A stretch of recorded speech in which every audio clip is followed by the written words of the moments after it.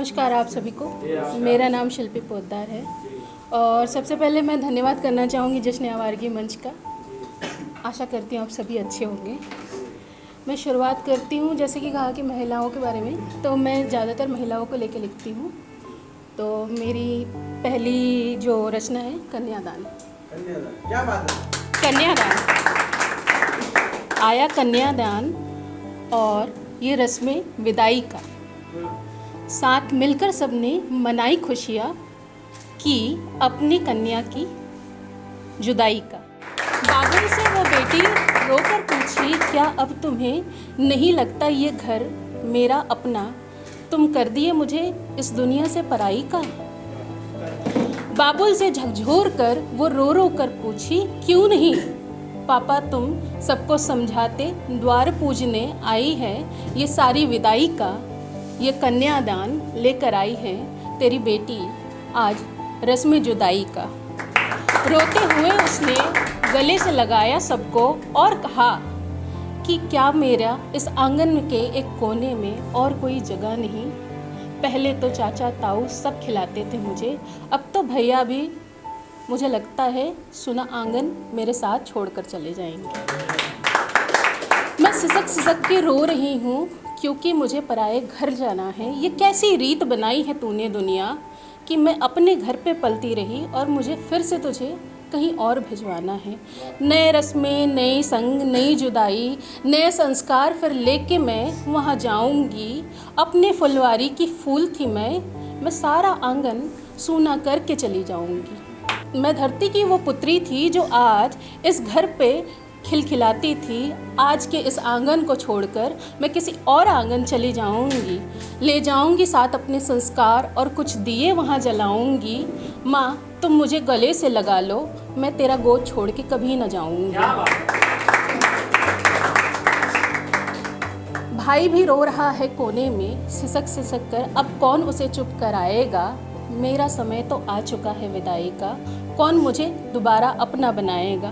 क्यों चिड़िया अपना घोंसला छोड़ देती है, इतने जन्मों के जन्मांतर रिश्तों को क्यों ससुराल कहलाता है अपना घर। क्या बेटी का कोई घर नहीं कहलाता है।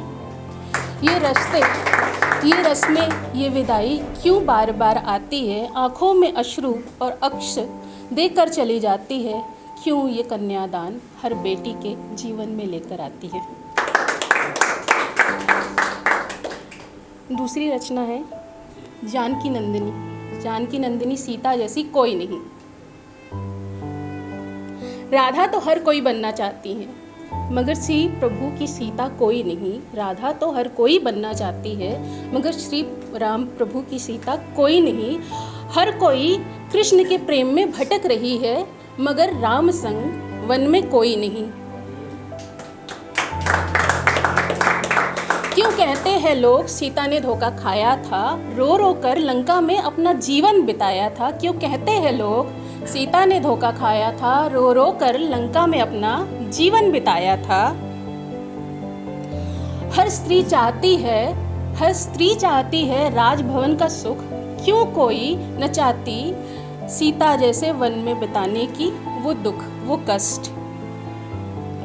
फिर क्यों कहते हैं सत्य प्रेम की जीत होगी जब कर्तव्यों को हम जूझ ही न पाएंगे। क्यों कहते हैं कि हम ऐसे ही पराए घर जाकर दोबारा राजभवन में अपना सुख चैन बिताएंगे। यूं तो सत्य प्रेम का कर्तव्य पूरा नहीं हो पाता है।